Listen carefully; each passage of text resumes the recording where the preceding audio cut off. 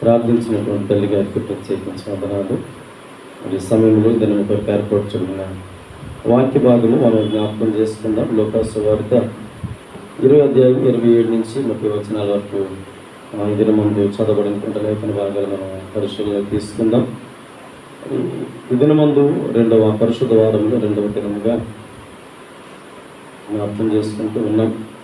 మరి ఈ సమయం ముందు లోకాసు సువార్తలో వైద్యుడైనటువంటి లోకా గారు తెలియచేస్తున్నటువంటి ఒక సందర్భాన్ని మనము జ్ఞాపకం చేసుకుందాం. 27వ వచనం నుండి ఈ రీతిగా వ్రాయబడింది. పునరుత్థానం లేదని చెప్పడి సద్దుకయ్యులు కొందరు ఆయన వద్దకు వచ్చి ఇట్లా అడిగిరి. పునరుత్థానం లేదని చెప్పేటువంటి సద్దుకయ్యుల గుంపు అనేది ఒకటి ఉంది.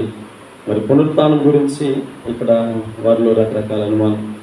అంటే చాలా సందర్భాల్లో మనం జ్ఞాపకం చేసుకుని శాస్త్రులు, పరిచయాలు, సద్దుకయ్యులు అనేటువంటి గుంపు, ఇలా 3 రకాలైనటువంటి ప్రజలు ఉన్నారు. ఆ 3 రకాలైనటువంటి ప్రజలలో యేసుక్రీస్తు ప్రభువు వారిని వ్యతిరేకించేవారు. ఎందుకంటే వీరు యేసుప్రభు వారి దగ్గర, యేసుప్రభు వారు ఎక్కడికి వెళ్ళినా యేసుప్రభు వారి వెంబడ వీరు వచ్చేటువంటి విధానం ఏంటంటే ఆయనలో ఏదైనా తప్పు దొరుకుతుందా, లేదంటే ఆయన మాట్లాడే విధానములు, ఆయన పరిచయ విధానములు, ఇలా యేసుప్రభు వారి దగ్గర నేర్చుకోవడానికి వచ్చిన దానికంటే యేసుప్రభు వారిలో ఏదైనా తప్పిదాలు, ఎక్కడైనా స్వస్థత జరిగినప్పుడు, అద్భుతాలు జరిగినప్పుడు, ఆశ్చర్యకార్యాలు జరిగినప్పుడు చాలా సందర్భాల్లో వారు యేసుప్రభు దగ్గరికి వచ్చి, ఏవయ్యా నువ్వు ఎందుకు ఈరోజు స్వస్థపరిచావు, మరి ఈరోజు పునరుత్థాన దినం కదా, నువ్వు ఎందుకలా స్వస్థపరచు, ఎందుకు కార్యం చేస్తావు అని అనేక సందర్భాల్లో యేసుప్రభు వారి గురించి వారు యేసుప్రభు వారిని ప్రశ్నించినటువంటి సందర్భాలు చాలా ఉన్నాయి. అయితే మీకు ఎవరిచ్చారు అధికారము అని ఇలా యేసుప్రభు వారిని చాలా సందర్భాల్లో విసిగించినటువంటి సందర్భాలు ఉన్నాయి. అయితే ఈ దినమందు ఈ పరిశుద్ధ వారంలో 2వ దినాన వారిలో ఉండేటువంటి ఒక రకమైనటువంటి కుయుక్తితో కూడిన ఆలోచన ఏంటంటే యేసుప్రభు వారిని ఏదో ఒక విధంగా పట్టుకోవాలి, ఏదో ఒక విధంగా ఆయన్ని తప్పు పట్టించాలి అని ఇక్కడ కొంతమంది వారి వారి యొక్క ఆలోచన విధానాలు, వారిలో ఉండేటువంటి కుయుక్తితో కూడిన ఆలోచనలు బయటపడుతున్నట్లుగా మనం చూడగలుగుతూ ఉన్నాము. అందుకనే ఇక్కడ మనం జ్ఞాపకం చేసుకుంటే వారు యేసుప్రభు వారి గురించి మాట్లాడుకుంటూ 19వ వచనంలో చదివితే, ప్రధాన యాజకులను, శాస్త్రులను తమను గురించి ఈ ఉపమానము ఆయన చెప్పునని గ్రహించి ఆ గడియలోనే ఆయనను బలత్కారముగా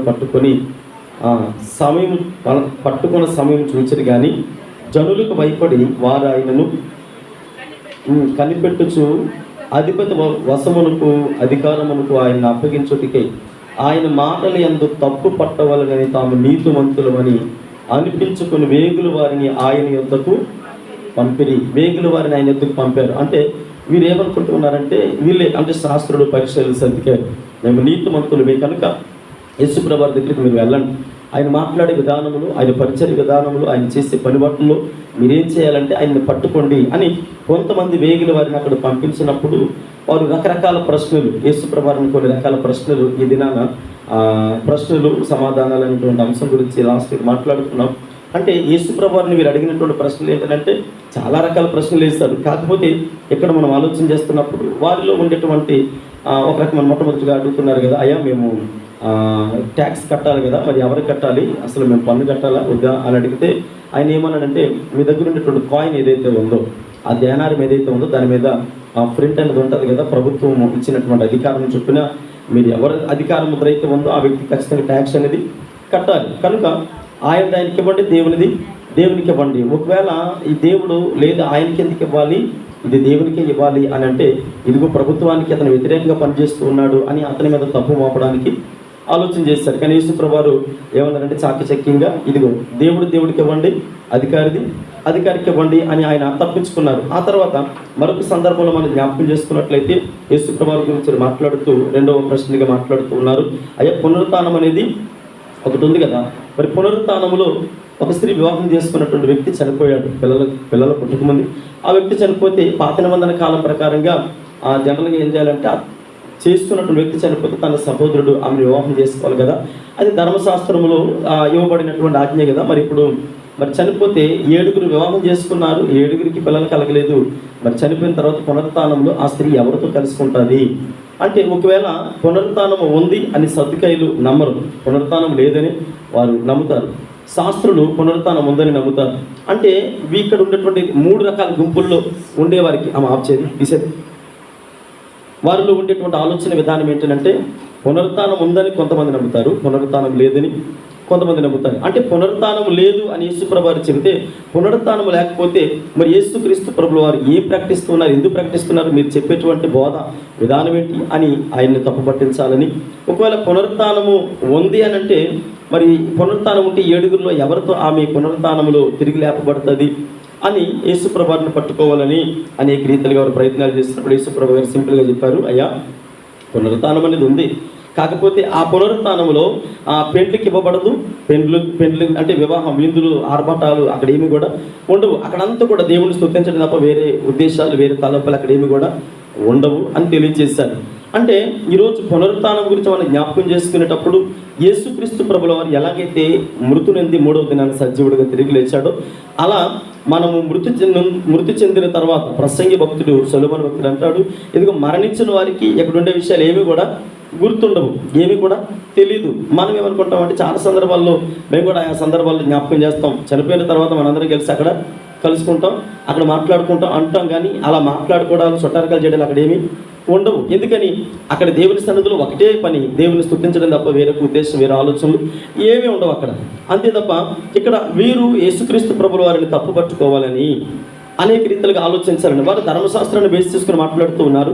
మృతునిదైనటువంటి మోషే తిరిగి వచ్చాడు కదా, ఏలియా తిరిగి వచ్చాడు కదా, మరి ఇలా దైవజనుడు యోహాను తిరిగి, ఇలా అనేకులు ఆయా సందర్భాల్లో రూపాంతరం కొండ మీదకి వచ్చినటువంటి పరిస్థితులు ఉన్నాయి. మరి వీరు కూడా అంటే ఈ 7గురు కూడా ఆ స్త్రీని అప్పుడు వచ్చి కలుసుకుంటారా, మాట్లాడుకుంటారా అని అంటే యేసుప్రభు వారు అన్నారు, అదేమీ ఉండదు. ధర్మశాస్త్రము వేరు, ఇప్పుడున్నటువంటి పరిస్థితులు వేరు. అంటే అక్కడ పెండ్లి కార్యక్రమాలు, విందులు, వినోదాలు ఏమీ కూడా ఉండవు. ఉన్నది ఒకటే పని, ఆయన పరిశుద్ధుడు పరిశుద్ధుడు పరిశుద్ధుడని వేవేల దూతల చేత నిత్యము కొనియాడబడుచు ఆయన నామమును గణపరచడం తప్ప వేరొక ఉద్దేశం అక్కడ ఉండదని మాట్లాడుతూ ఉన్నాడు. చూడండి, 1 కొరింథీయులకు రాసిన పత్రిక 15వ అధ్యాయము 54-55 వచనాలను చదివితే అపోస్తలుడైన పౌలు గారు ఇలా మాట్లాడుతూ ఉన్నారు. అసలు పునరుత్థానం యొక్క ఉద్దేశం గురించి మాట్లాడుతూ 1 కొరింథీయులకు రాసిన పత్రిక 15వ అధ్యాయము 54-55 వచనాలలో ఇలా వ్రాయబడి ఉంది, ఈ క్షయమైనది అక్షయతను ధరించుకున్నప్పుడు, ఈ మర్త్యమైనది అమర్త్యతను ధరించుకున్నప్పుడు విజయమందు మరణము మురింగివేయబడును అని వ్రాయబడిన వాక్యము నెరవేరును. ఓ మరణమా నీ విజయం ఎక్కడ, ఓ మరణమా నీ ముళ్ళు ఎక్కడ. మరణపు ముళ్ళును పాపం అనుకున్న బలము ధర్మశాస్త్రమే. అంటే ధర్మశాస్త్రము దేనిని చూపిస్తుందంటే పాపాన్ని చూపిస్తూ ఉంది, పాపాన్ని పరిచయం చేస్తూ ఉంది. ఇది పాపము. కానీ క్రొత్త నిబంధన కాలం ఏం పరిచయం చేస్తుందంటే కృపాకాలమును పరిచయం చేస్తుంది. గ్రేస్ పీరియడ్లో ఉన్నాం. అంటే ఈరోజు మనము క్షమాగుణాన్ని కలిగి ఉన్నాము కనుక, అంటే మనము కాదు, క్షమాగుణాన్ని కలిగి ఉంది యేసు ప్రభువు మన పట్ల క్షమాగుణాన్ని కలిగి ఉన్నారు. అంటే మన పట్ల గుణాన్ని కలిగి ఉన్నారు కనుకనే ఆయన మన కొరకు కలువరి శిలువలో మరణించడం అనేది జరిగింది. కానీ పాత నిబంధన కాలంలో అలా లేదు. పాత నిబంధన కాలంలో ఎలా ఉందనంటే ఎవరైతే తప్పు చేస్తారో వారిని మరణానికి అర్హులు. మోషే తప్పు చేశాడు, కనాను దేశానికి వెళ్లకుండా దేవుడు అక్కడ ఆఫ్ చేశాడు. అంటే ఎవరు తప్పు చేస్తారో వారి తప్పుకు వారే బాధ్యులు. అంటే పాపం అనేది ఇమీడియట్గా అక్కడ ప్రతిఫలం పొందుకునేది పాత నిబంధన కాలము. ధర్మశాస్త్రం పాపాన్ని ప్రతిబింబిస్తూ ఉంది. కానీ క్రొత్త నిబంధన కాలానికి వచ్చేటప్పుడు క్రీస్తు మనకి పాపమునికి మధ్యలో నిలబడి మన పాపమును ఆయన భుజస్కంధాల మీద వేసుకొని మరణపు ముళ్ళును విరిచి విజయ తీరాలకు నడిపించినటువంటి దాఖలాలు మన జీవితంలో ఉన్నాయి కనుక ఇక్కడ పునరుత్థానం అనేది మనం నమ్మాలి. ఎందుకు పునరుత్థానమును నమ్మాలి? అసలు పునరుత్థానం అంటే ఏంటంటే చాలామంది హిందూ బ్యాక్గ్రౌండ్ కలిగినటువంటి పితరులు లేదా సహోదరులు ఏమంటారంటే, ఒకవేళ కుక్క పడుకొని ఉందనుకోండి, ఇంటి ముందు కుక్క పడుకొని ఉంటే పొరపాటున ఎవరైనా కోపంతో కాలుతుందంటే ఏమంటారు తెలుసా? అవతల పోని కాలుతుందంటే వెంటనే అంటారు, ఒరే వచ్చే జన్మలో నువ్వు కుక్కలా పుడతావు. అప్పుడు ఆ కుక్క మనిషిలా పుట్టి నేనేం చేస్తుంది? అప్పుడు ఇలాగే నీ మీద కక్ష సాధిస్తుంది అని. అంటే వారికి ఉండే అపోహ, ఒక మనిషి చనిపోతే మరలా కుక్కలాగో లేదంటే ఇక వేరే వేరే జంతువులు కొన్ని పేర్లు చెప్తారు, అలా పుడతారంటారు. మనుషుడికి అలాంటి వేరే జన్మ అనేది ఏది కూడా లేదు. వేరే జన్మ అనంటే మృతి చెంది, అనగా క్రీస్తునందుండి మృతులైన వారు మాత్రమే మరలా పునరుత్థానములు లేపబడతారు. క్రీస్తునందుండి మృతులు కాలేని వారు పునరుత్థానములు లేపబడరు. ఈ 1000 ఏండ్ల పరిపాలన అయిపోయిన తర్వాత, అంటే 7 ఏండ్ల పరిపాలన అయిపోయిన తర్వాత వీళ్ళు ఏం చేస్తారు? 1000 ఏండ్ల పరిపాలనలో వీళ్ళు లేపబడతారు. అంటే లేపబడతారు, వారు కూడా లేపబడతారు. కానీ మనం అంటే ఎవరైతే క్రీస్తునందు ఉంటారో వారు దేవునితో ఉంటారు. క్రీస్తునందు లేని వారు ఈ పరిపాలన విధానంలో భయంకరమైన శ్రమలు అనుభవిస్తారు. అంటే పునరుత్థానములో లేపబడేవారు అదృష్టవంతులు. ఎన్ని పునరుత్థానాలు ఉన్నాయంటే బైబిల్ జనరల్గా 7 పునరుత్థానముల గురించి మాట్లాడుతూ ఉంది.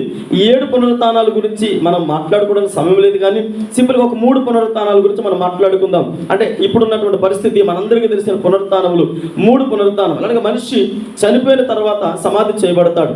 సమాధి చేయబడిన తర్వాత ఇప్పుడు యేసుక్రీస్తు ప్రభుల వారిని నమ్ముకున్నప్పుడు ఆయన కడబోరు శబ్దంతో వచ్చినప్పుడు ఆ మనుషుడు అప్పుడు ఏం చేయబడతాడు? సమాధులు తెరవబడి లేపబడతాడు. లేపబడి మధ్యాకాశంలోకి వెళతాడు. మధ్యాకాశంలో నుంచి మరలా దేవుని యొక్క సింహాసనము దగ్గరికి కొనుక్కోబడతాడు. దేవుని యొక్క సింహాసనము దగ్గర అక్కడ తీర్పు తీర్చబడి ఆ తీర్పులో నీవు దేవునికి అనుకూలమైనటువంటి విశ్వాసిగా ఉంటే అప్పుడు నీవు దేవుని అత్యున్నత సింహాసనము దగ్గరికి వెళతావు. అంటే ఒకటి సమాధుల నుంచి లేపబడతావు, రెండవది కడబోరు శబ్దం ఉండేటువంటి మధ్యాకాశంలోకి వెళతావు. మధ్యాకాశంలో నుండి దేవుని సింహాసనము దగ్గరికి వెళ్తావు. దేవుని సింహాసనము దగ్గర నుండి అప్పుడు అత్యున్నత సింహాసనము దగ్గరికి వెళ్ళిన తర్వాత అప్పుడు మనం దేవునితో ఉండడానికి యోగ్యులమా అయోగ్యులమా అనేది దేవుని సింహాసనము దగ్గర పరిశీలనలోకి వస్తారు. ఈ 3 పునరుత్థానములు క్రైస్తవ విశ్వాస జీవితములు ఖచ్చితంగా అవసరమని, అంటే యేసుక్రీస్తు ప్రభుల వారు మరణము పైన విజయమును సాధించే పునరుత్థాన వీరుడిగా లేచి నిలబడినట్లుగా అపోస్తలుడైన పౌలు గారు తెలియజేస్తూ ఉన్నారు. చూడండి, మరొక మాట మనం జ్ఞాపకం చేసుకుందాం. మరొక మాట మత్తయి సువార్త 16వ అధ్యాయము 1వ వచనం నుండి మనం చదువుకుందాం. మత్తయి సువార్త 16వ అధ్యాయము 1వ వచనం నుండి ఇలా వ్రాయబడి ఉంది. అప్పుడు పరిసయ్యులను సద్దూకయ్యులను వచ్చి ఆయన శోధించుటూ ఆకాశం నుండి ఒక సూచన అడుగగా ఆయనట్లా నేను సాయంకాలమును మీరు ఆకాశం ఎర్రగా ఉన్నది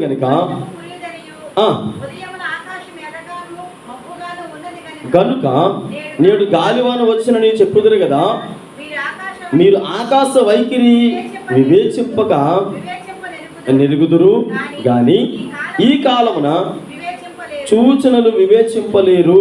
వ్యభిచారులైన చెడ్డతరమా సూచక్రియ నడుగుచున్నారు. అయితే యోనాను గురించి సూచక్రియ గాని మరి ఏ సూచక్రియ అయినను వారు కనుగరింపబడదని వారితో చెప్పి విడిచి వెళ్ళిపోయేను. హల్లెలూయా. యేసు ప్రభు వారు పునరుత్థానముల గురించి ఇండైరెక్ట్గా చెప్పారు. అంటే ఒక మాటలో చెప్పాలంటే చెంప చెల్లు అన్నట్టుగా శాస్త్రులు పరిచయాలు వీరేమి సాధారణమైన వారు కాదు, వాక్యం ఎరగని వారు అంతకంటే కాదు. అంటే ధర్మశాస్త్ర ఉపదేశకులుగా ఉంటూ ఉన్నారు. సద్దుకైలైన శాస్త్రులైన పరిచయాలైన బైబిల్ గ్రంథాన్ని క్షుణ్ణంగా చదివిన వారు. అయితే ధర్మశాస్త్రాన్ని వారికి అనుకూలంగా బోధించడం మొదలుపెట్టారు. అంటే ఎందుకు ధర్మశాస్త్రాన్ని వారికి అనుకూలంగా బోధించడం మొదలుపెట్టారంటే మత్తయి నుండి మలాకీ గ్రంథంలో కొన్ని వందల సంవత్సరాల గ్యాప్ పీరియడ్ వచ్చింది. దేవుడు వారిని పట్టించుకోవడం మానేశాడు. ఎప్పుడైతే ఆ గ్యాప్ పీరియడ్ వచ్చిందో ఆ కాలంలో ఈ తెగలు ఏవి శాస్త్రులు పరిచయాలు సర్దుకాయలు అనేవారు మేమే ధర్మశాస్త్రోపదేశకులము, మమ్మల్ని మించిన వారు మరొకడు లేడు అని ఇప్పుడు ప్రజలని ప్రలోభ పెడుతూ ఇదిగో ధర్మశాస్త్రం ఇలా బోధిస్తుంది, పునరుత్థానం ఉందని ఒకడు అంటాడు, పునరుత్థానం లేదని మరొకడు అంటాడు. మరొకరు ఏమంటారంటే పునరుత్థానము ఉంది లేదు దీన్ని కూడా నమ్మాలి అని కొంతమంది అంటారు. అంటే ఇప్పుడు ఈ 3 తెగలు 3 గుంపులు రకరకాలుగా ప్రజలని ప్రలోభ పెడుతూ ఉన్నప్పుడు ఏది వాస్తవమో ఏది అవాస్తవమో తెలియలేనటువంటి సందర్భంలో అప్పుడు యేసుక్రీస్తు ప్రభుల వారు వచ్చారు. యేసుక్రీస్తు ప్రభుల వారు వచ్చి మాట్లాడుతూ ఉన్నారు, ఇదిగో మీరు అనేక సూచక్రియలు అడుగుతూ ఉన్నారు, ఉందని ఒకరు అంటారు, లేదని ఒకరు అంటారు, లేదా రకరకాల ప్రలోభాల మధ్యలో ఉంటూ ఉన్నారు కదా. అయితే నేను ఒక మాట మిమ్మల్ని అడుగుతూ ఉన్నాను, ఏంటో తెలుసా? యోనా చేప గర్భంలో ఎన్ని దినాలు ఉన్నాడు అని వారిని అడిగారు.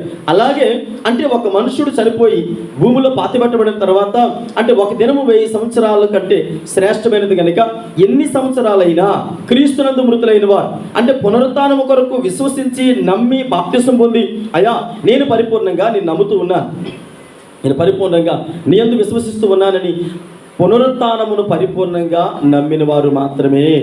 అసలు పునరుత్థానము అనేది మాకు తెలియదండి, అసలు మేము యేసుప్రభువుని నమ్ముకున్నాం, ఇక్కడ చనిపోయిన వెంటనే డైరెక్ట్గా పరలోకి వెళ్ళిపోతాం లేదా డైరెక్ట్గా పరదేశం వెళ్ళిపోతాం అనేటువంటి భక్తి జీవితాలు కలిగి ఉన్నారు ఈరోజు చాలామంది. కానీ మనుషుడు సమాధిలో పాతిపెట్టబడిన తర్వాత క్రీస్తు పిలుపు మన జీవితాలకి రావాలి. మనం ఏమనుకుంటామంటే బ్రతుకున్నప్పుడు ఎవరి కొత్త నిబంధన కాలంలో ఆయన అన్నారు కదా, ఏమన్నారు? 2 తిరుగులు విసురుతుంటే ఒకరేమో ఎత్తబడ్డారు, మరొకరేమో విడవబడ్డారు. మరి పొలంలో ఉన్నవారు ఒకరు ఎత్తబడ్డారు, మరొకరు విడవబడ్డారు. అప్పుడు మాత్రమే కదండి మరి సమాధుల వారి పరిస్థితి ఏంటంటే, తెస్సలోనికీయులకు రాసిన పత్రికలు మనం చాలా సందర్భాల్లో చదువుకున్నాం. అక్కడేమంటాడంటే, ఇదిగో మృతులైన వారు మొదట లేస్తారు. ఏ మృతులు వాళ్ళు? ఏ మృతులు లేస్తారు? అంటే కడబోరు శబ్దం వినబడినప్పుడు లోకంలో ఉన్న వారు అందరూ లేస్తారా? ఎవరు లేస్తారు?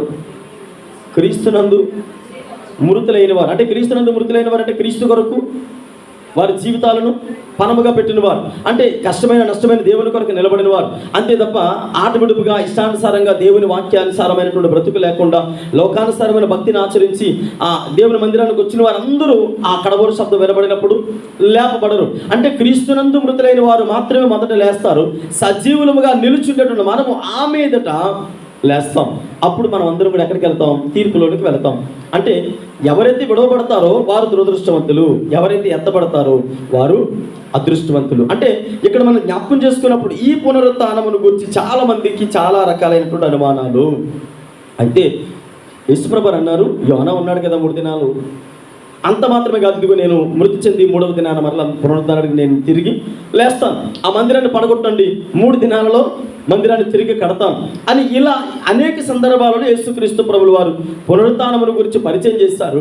అయితే ఎవరైతే పునరుత్థానమును గురించి లేవలేదో, పునరుత్థానములో రకరకాల పరిస్థితులు, ఏమండి నేను చచ్చిపోతే మరి మా ఆయన వస్తాడా, మరి మా ఆయన నేను చచ్చిపోయామనుకోండి అక్కడ ఖచ్చితంగా మేము ఇద్దరం మాట్లాడుకోవడానికి అవుతుందా, మేమిద్దరం అక్కడ కలుసుకోవడానికి అవుతుందా, మరి మాకు ఈ లోకంలో చాలా అన్యూన్యత ఉంది కదా, మేమందరము మరి లాజరు ఆ తర్వాత ధనవంతుడు మాట్లాడుకున్నారు కదా, ధనవంతుడి గురించి, ఆ ధనవంతుడు లాజరు గురించి మాట్లాడారు కదా అబ్రహాముతో, మరి అలాంటి పరిస్థితి మాకు కల్పిస్తారా అని అంటే అలాంటి పరిస్థితులు ఏమి కూడా అక్కడ ఉండవు. అదే యేసుక్రీస్తు ప్రభువుల వారు చెప్తున్నారు, వివాహంలో పెండ్లి కార్యములు లేదా ఇంకా రకరకాల కార్యక్రమాలు ఏమీ ఉండవు, అక్కడ దేవుణ్ణి ఆరాధించడం తప్ప మరొకటి ఏది కూడా ఉండదని ఆయన మాట్లాడుతూ ఉన్నారు. చూడండి, ఇక్కడ మనం జ్ఞాపకం చేసుకుంటే 1 కొరింథీయులకు రాసిన పత్రిక 15వ అధ్యాయములో ఈ రీతిగా అపోస్తలుడైన పౌలు గారు మాట్లాడుతున్నారు. 1 కొరింథీయులకు రాసిన పత్రిక 15వ అధ్యాయము 3వ వచనం నుండి చదివితే అక్కడ దైవజనుడైన పౌలు గారు ఇలా మాట్లాడుతూ ఉన్నారు.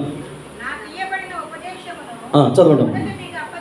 నాకు ఇయ్యబడిన ఉపదేశమును మొదట మీకు అప్పగించి తిని, అదేమనగా లేఖనముల ప్రకారము క్రీస్తు మన పాపముల నిమిత్తము మృతి పొందెను, సమాధి చేయబడెను, లేఖనముల ప్రకారం 3వ దినమున లేపబడెను, ఆయన కేపాకును తర్వాత 12కును కనబడెను, అటు పిమ్మట 500 ఎక్కువైన సహోదరులకు ఒక్క సమయమందే కనబడెను, వీరిలో అనేకులు ఎప్పటి వరకు నిలిచి ఉన్నారు, కొందరు నిద్రించిరి. అంటే యేసు ప్రభువారు చెప్పాలనుకున్నటువంటి సందర్భం ఏంటంటే, అయ్యా పునరుత్థానం అనేది ఉంది, పునరుత్థానం అనేది ఉంది. క్రీస్తుని నమ్మిన వారందరూ కూడా ఏమి విశ్వసించాలంటే పునరుత్థానం అనేది ఒకటి ఉందండి. యేసు ప్రభువుని నమ్ముకోవడం అంటే ఏదో అలా ఆటవిడుపుగా వచ్చేస్తున్నాం నమ్ముకుంటున్నాం ఇది కాదు. ఖచ్చితంగా ఒక దినాన నేను క్రీస్తుతో కూడా లేపబడతాననే విశ్వాసం మన జీవితాలలో ఉండాలి. పునరుత్థానం అనేది దేని కొరకు పునరుత్థానం అంటే యేసు ప్రభువుని పరిపూర్ణంగా విశ్వసించిన వారు మాత్రమే పునరుత్థానములో లేపబడతారు. అంటే ఇక్కడ పౌలు గారి ద్వారా తెలియచెబడిన మాట ఏంటంటే, అయ్యా 3వ దినాన ఆయన సజీవుడిగా లేచి మొట్టమొదటిగా ఆ పేతురు కనబడ్డారట. నిజానికి యేసు ప్రభువు లేచిన వెంటనే ఎవరు కనబడ్డారు? మగ్దలేని మరి కనబడ్డారు. అంటే మగ్దలేని మరి కనబడినప్పుడు చాలామంది యేసు ప్రభువుని నమ్మారా, నమ్మలేదా? ఎవరు నమ్మలేదు. యేసు ప్రభువుని అన్నారు, అమ్మా పిచ్చి పట్టేసిందా నీకు, రోజు ఆయనతో మాట్లాడడం వల్ల, రోజు ఆయన చూడడం వల్ల నీకు భ్రమలో ఆయన అని కలలు ఆడేస్తున్నాడు కదా అని కొంచెం గసిరి భయపెట్టి కాముగుండు అన్నారు అంతే. ఆ తర్వాత పేతురు కనిపించారు ఆయన. ఇక్కడ దైవజనుడు పౌలు గారు మాట్లాడుతూ ఉన్నారు. మొట్టమొదటిగా కేపాకును, కేపానగా పేతురు కనబడ్డారు. ఆ తర్వాత మిగిలిన శిష్యులందరికీ కనబడిన తర్వాత ఒకే సమయంలో 800 మంది కనబడ్డారట. 500 మంది కనబడ్డారు. ఇదేమి దాచడానికి దాపేరకం అనేది ఏది కూడా లేదు. చరిత్ర చాలామంది ఏమంటారంటే, కొంతమంది చరిత్రలో ఉండేటువంటి కొంతమంది ప్రబుద్ధులు ఏమంటారంటే అసలు యేసు ప్రభు తిరిగి లేవలేదండి. యేసు ప్రభుని నమ్ముకున్న వారే అలా లేనిపోని కల్పనా కథలు పుట్టించారు. యేసు ప్రభు వారు చనిపోయారండి, ఆయన శవాన్ని దాచిపెట్టేసి వీళ్ళు ఏం చేశారంటే కొంతమంది శిష్యులు ఆయన మీద ప్రేమతోటి యేసు ప్రభు వారు బతికారు, లేచారు, పునరుత్థానుడు అయ్యారు అంటారు. ఒక్కళ్ళ దగ్గర అయితే మనం అబద్ధం ఆడొచ్చు, 500 మందిని అబద్ధం ఆడడానికి అవకాశము లేదు. అంటే చరిత్ర ఎలుగెత్తి చెబుతుంది ఆయన పునరుత్థానుడిగా సజీవుడిగా తిరిగి లేచాడని. ఆయన ఒకే సందర్భంలో 500 మందికి కనబడి ఆయన తనను తాను ప్రత్యక్షపరుచుకున్నాడు.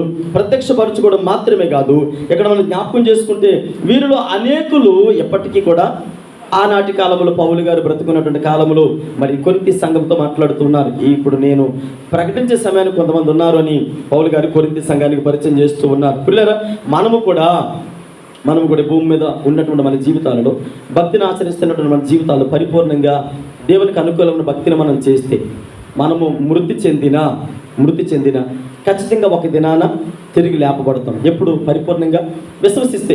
మృతి చెంది మనము లేపబడిన తర్వాత అనేకులు కనబడి మనము ఇప్పుడు ఎవరికైతే సువార్త ప్రకటిస్తూ ఉన్నామో, ఎవరితోనైతే వాక్యాన్ని షేర్ చేసుకుంటూ ఉన్నామో, ఎవరితోనైతే కలిసి జీవిస్తూ ఉన్నామో వారందరూ కూడా చూస్తారు.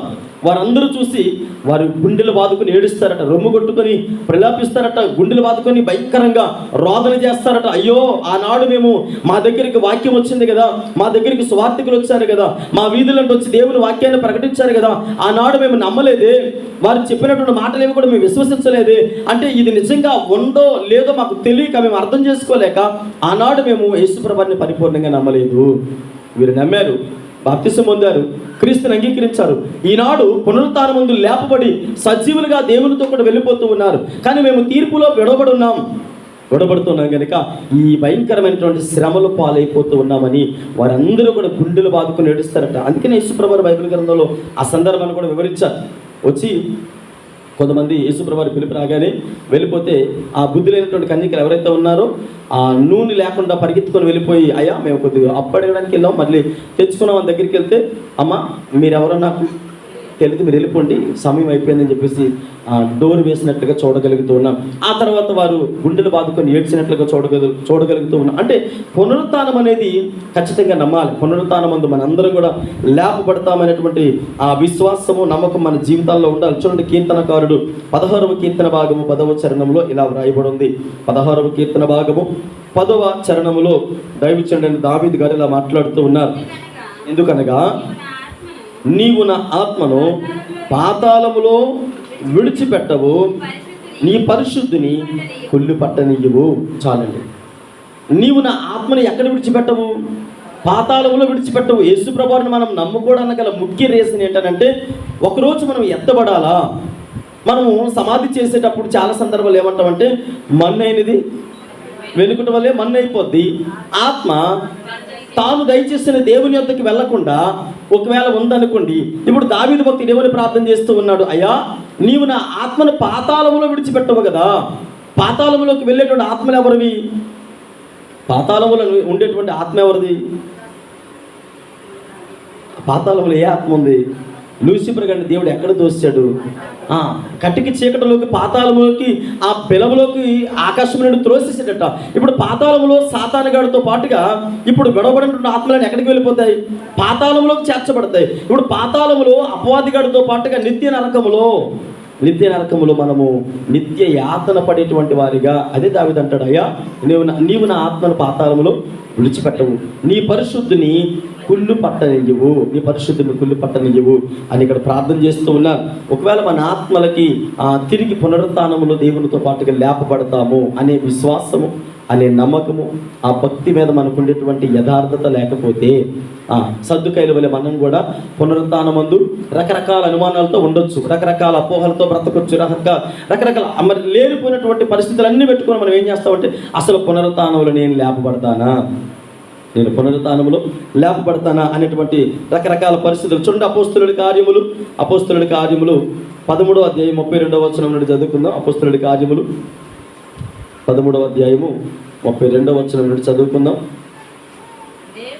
దేవుడు యేసుని లేపి పితరులకు చేసిన వాగ్దానమును మన పిల్లలకు నెరవేర్చున్నాడని మేము మీకు సువార్త ప్రకటించుచున్నాము. అలాగే నీవు నా కుమారుడువు, నేడు నేను నిన్ను కంటిని అని 2వ కీర్తన యందు రాయబడి ఉన్నది. మరియు ఇక కుళ్ళు పట్టకుండా ఆయన మృతులలో నుండి లేపుటను బట్టి దావీదునకు అనుగ్రహించిన పవిత్రమైన వరములను మీకును అనుగ్రహించుచున్నాడని అక్కడ ఏమన్నదంటే నమ్మాలి. నమ్మకము లేకుండా పునరుత్థానం అని మనం లేపబడము. ఇక్కడ మనం జ్ఞాపకం చేసుకుంటే ఆయన అంటాడు కదా, నమ్మకస్తులైనవి లేదా నమ్మకములైనవి అనే మాట మాట్లాడుతున్నాడు. కీర్తన 2వ కీర్తన భాగంలో మాట్లాడుతూ ఆయన కొన్ని వరాలు ఇచ్చాడు. ఆయన కొన్ని వరాలు ఇచ్చినప్పుడు మనము భక్తులని దావీదుకు ఒక అవకాశం వచ్చింది. అందుకనే నేను యెహోవాను ఒక వరం అడిగితేనే అంటాడు ఆయన. ఏ వరం అడగవయ్యా? నువ్వు ఆల్రెడీ ఇజ్రాయెల్ ప్రజలకు రాజుగా ఉన్నావు కదా, సకల సౌకర్యాలు అన్నీ ఉన్నాయి కదా, ఇంకా నీకు వరాల కొరవే ఉంది. నీకు తినడానికి లేదా, కట్టుకోవడానికి లేదా, మరి లగ్జరీ లైఫ్ అనిపించడానికి లేదా అని దావీదుని అడిగావు అనుకోండి. దావీదు అంటాడు, నేను యెహోవా యొద్ద ఒక వరము అడిగితిని. ఏంటా వరము? పునరుత్థానం ఉంది, నేను ఆయనతో కూడా లేపబడాలని. నిజానికి నేను యోగ్యుడిని కాను, నిజానికి నేను అర్హుడిని కాను, నాకంటూ అనేక రకాల బలహీనతలు ఉన్నాయి. నా భక్తి, నా బలహీనత, నా యొక్క మరి అనేక రకాల పరిస్థితులు ఉన్నాయి. అవన్నీ కూడా నేను ఎవరితో చెప్పుకున్నాను? అయ్యా, ఇదిగో ఇది నా బలహీనత కనుక నన్ను ఒక్కసారి జ్ఞాపకం చేసుకున్నావా? దావీదు ప్రార్థన మీరు చూడండి. నా తల్లి నన్ను పాపములోనే గర్భమును ధరించిందయ్యా. అయ్యా, జగత్ పునాది వేయబడక మునిపే నువ్వు నా పరిస్థితులను ఎరుగున్నావు. నా తల్లి గర్భములో నేను రూపింపబడక మునిపే నా స్థితిగతులను చూస్తున్నావు కదా. నా భక్తి ఏమి పెద్ద పవిత్రమైనది కాదు. నా తల్లి గర్భములోనే పాపిగా రూపింపబడ్డాను. నాలో ఏ నిజాయితీ లేదు, ఏ యథార్థత లేదు. అయినా నీ పరిశుద్ధిని నువ్వు విడిచిపెట్టవు కదా, పాతాళములు వదిలిపెట్టవు కదా. అయితే నేను నీ అందు విశ్వాసం ఉంచుతూ ఉన్నాను, నమ్మకం ఉంచుతూ ఉన్నాను కనుక నేను నీ దగ్గర వరం అడిగాను కదా, ఆ వరము నువ్వు నెరవేర్చగలిగినటువంటి దేవుడు అని నేను నమ్ముతూ ఉన్నానని భక్తుడైనటువంటి దావీదు గారు ప్రార్థన చేస్తూ ఉన్నారు. చూడండి, అదే అపోస్తలుడి కార్యములు 17వ అధ్యాయము 2-3 వచనాల్లో చదివితే, అపోస్తలుడి కార్యములు 17వ అధ్యాయము 2-3 వచనాల్లో,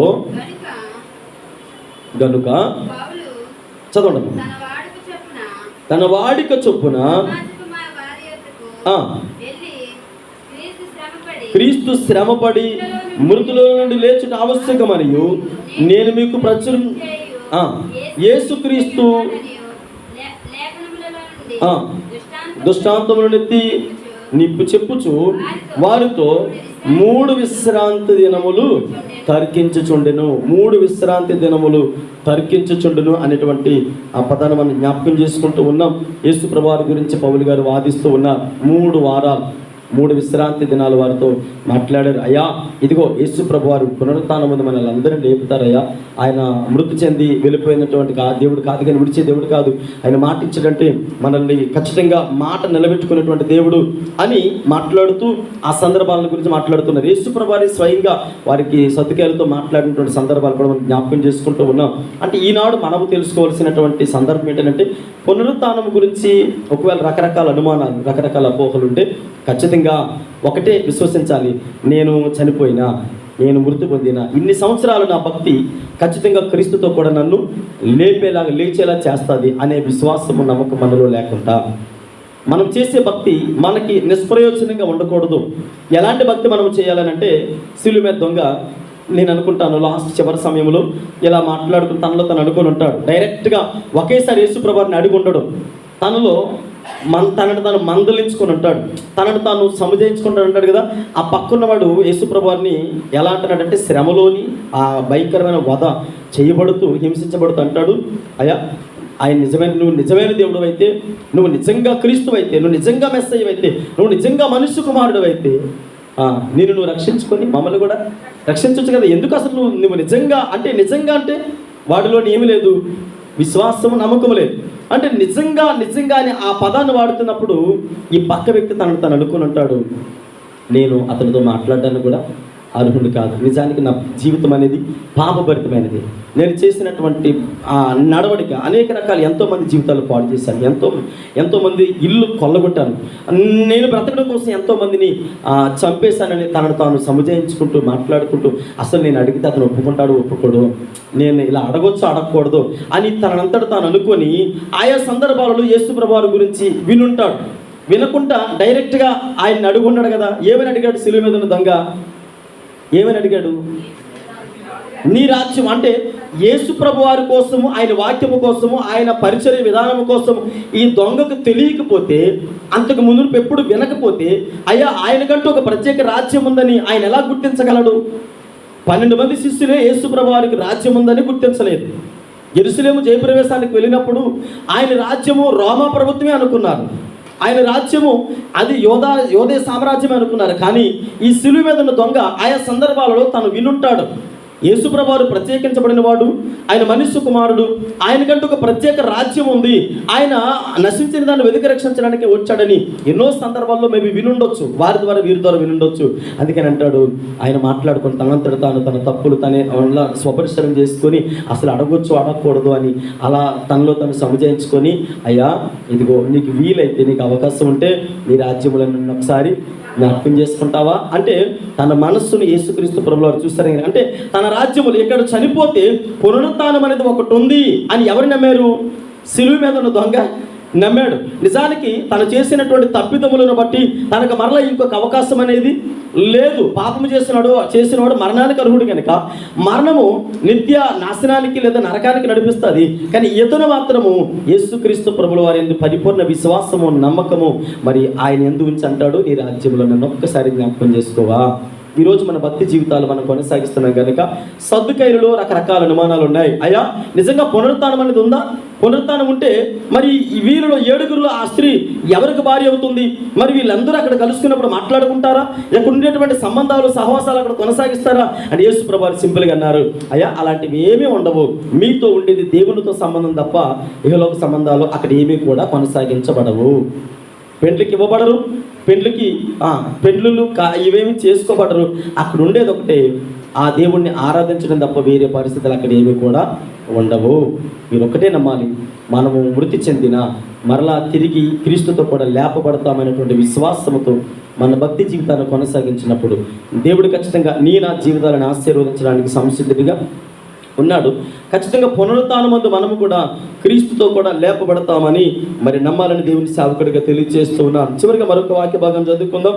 యోహాను సువార్త 11వ అధ్యాయము 25వ వచనాన్ని చదువుకుందాం. యోహాను సువార్త 11వ అధ్యాయము 25వ వచనంలో ఇలా వ్రాయబడి ఉంది, తరువాత యేసు పునరుత్థానమును జీవమును నేనే, నా యందు విశ్వాసం ఉంచేవాడు చనిపోయినను తిరిగి బ్రతుకుతారు, తిరిగి లేస్తారు, పునరుత్థానం అది ఎత్తబడతారు. అంటే ఇప్పుడు మనం ఎవరి యందు విశ్వాసం ఉంచాలి? దేవుని యందు మాత్రమే విశ్వాసం ఉంచాలి. భక్తి చేస్తూ ఉన్నాం, కరెక్టే, విశ్వాసాన్ని కొనసాగిస్తూ ఉన్నాం, అనేక సంవత్సరాలుగా దేవుని బిడ్డలుగా మనం పిలువబడుతూ ఉన్నాం. కానీ అనేక సంవత్సరాలుగా ధర్మశాస్త్ర ఉపదేశకులుగా ఉన్నటువంటి సద్దుకైలు శాస్త్రులు పరిచయంలో అనేక రకాల అనుమానాలు ఉంటూ ఆయనను తిప్పలు పెట్టాలని లేదా ప్రశ్నించాలని, ఏదో తప్పు పట్టాలని గూఢాచారులుగానో లేదంటే మరి అక్కడ ఉండేటువంటి కొంతమంది వేగుల వారుగానో వచ్చి ఆయనను ప్రలోభ పెట్టడానికి, ఆయనను ఇబ్బంది పెట్టడానికి అనేక రకాల ప్రశ్నలు వేస్తే ఆయన అన్నారు, ఈ ప్రశ్నలు సమాధానాలు ఏమో కానీ ఖచ్చితంగా ఒకరోజు మీరు ఎక్కడికి రాబడతారు? నా దగ్గరికి రాబడతారు. పునరుత్థానమును జీవమును నేనే, నా యందు విశ్వాసం ఉంచేవాడు చనిపోయినను మరలా తిరిగి ఏం చేయబడతాడు? లేపబడతాడు. ఈ సంబంధాలు బాంధవ్యాలు అనేవి భూమి మీద ఉన్నంత వరకే. ఎన్నో పాటలు పడతాం, బ్రతుకున్నంతకాలం బంధాలు ఉంటాయి, చనిపోయిన తర్వాత ఎక్కడోళ్ళు అక్కడే.